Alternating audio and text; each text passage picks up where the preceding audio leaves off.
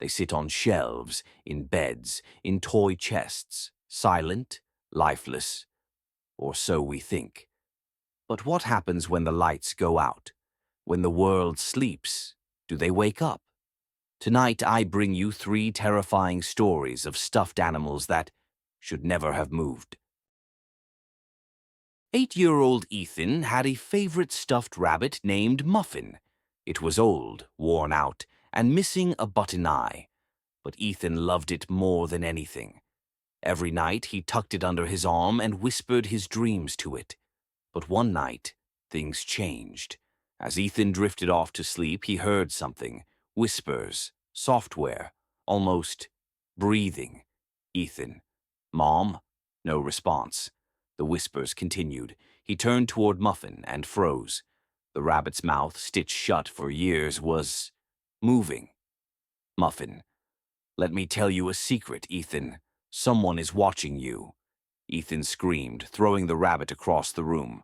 His parents rushed in, turning on the lights, but Muffin lay motionless, lifeless, on the floor. For days, Ethan refused to sleep with it. But his mother, thinking he had a nightmare, placed it back in his bed. That night, Ethan woke up to something, breathing right next to his ear. Slowly, he turned his head. Muffin was staring at him, standing upright on the pillow. And then, its head tilted. Muffin, he's behind you. The closet door creaked open. Blackness. A shadow moved inside. Ethan screamed. His parents ran in, turning on the lights. Nothing was there. Muffin lay limp beside him. The next morning, Ethan threw the rabbit away. That night, as he lay in bed, relieved, he felt something soft under his blanket. He pulled it out. Muffin was back, and this time its mouth was wide open. Sam never believed in ghosts. She was rational, logical, but one summer she found something that made her question everything. While cleaning out her attic, she came across an old stuffed monkey, one she had when she was 5. She barely remembered it, but as she picked it up, a strange chill ran down her spine. Sam. Weird. Shrugging it off, she tossed the monkey onto her bed. That night, as she lay scrolling through her phone, she heard a soft thud. She turned. The monkey, which had been sitting on the shelf, was now on the floor. Sam. Guess it fell. She put it back and went to sleep. At 3 a.m., something woke her. A sound. A faint giggle. Sam sat up, heart pounding. The monkey was facing her. She grabbed her phone and turned on the flashlight. Nothing unusual. But then, the monkey's head moved. It snapped toward her. Monkey. I missed you, Sam. Sam screamed, tossing it across the room. Her parents found her crying, shaking. They searched the room, but the monkey was gone. The next morning, Sam found it sitting outside her bedroom door.